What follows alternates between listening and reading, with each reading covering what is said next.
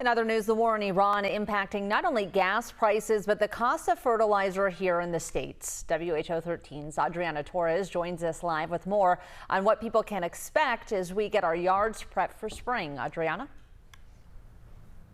Well, Katie, it is getting there. The green and the blooming. We cannot wait till it is springtime in full effect. But we know that this is the start of the busy season for landscapers and garden centers as people want to get their lawn and beyond ready for these April showers, which, by the way, they are starting a little bit right now.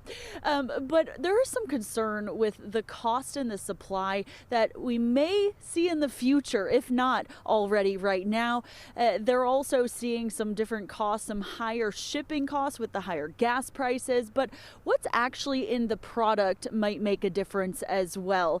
Most fertilizers rely on natural gas for production. Iran holds some of the world's largest natural gas reserves. Now, nitrogen is what makes things big and green and makes plants look good and helps with the growth cycles. Bentley Ridge Tree Farm and Nursery in Grimes says that Iran supplies about 1/3 of the world's supply of urea nitrogen and about 1/4 of the world's supply of ammonia nitrogen. 1/3 of the world's fertilizer passes through the Strait of Hormuz, and Bentley Ridge told us that they do have most of their stock right now, but about half to 3/4 supply is what they have, but it could impact them as they head into fall and the winter months.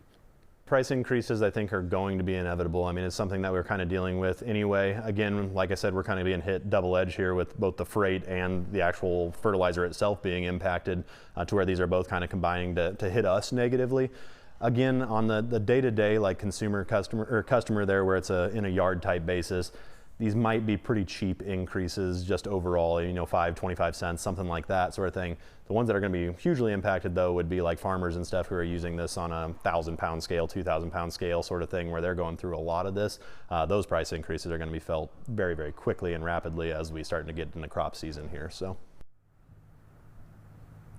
Now, Bentley Ridge says that there are some options that don't necessarily rely completely on global supply. One of those options would be something that helps the plant find the nitrogen in the soil naturally. It might be a little slower. Another option, some products are using human waste. So we'll see if some folks use some of those different alternative options this summer. All right, a little compost action. Adriana, thanks so much.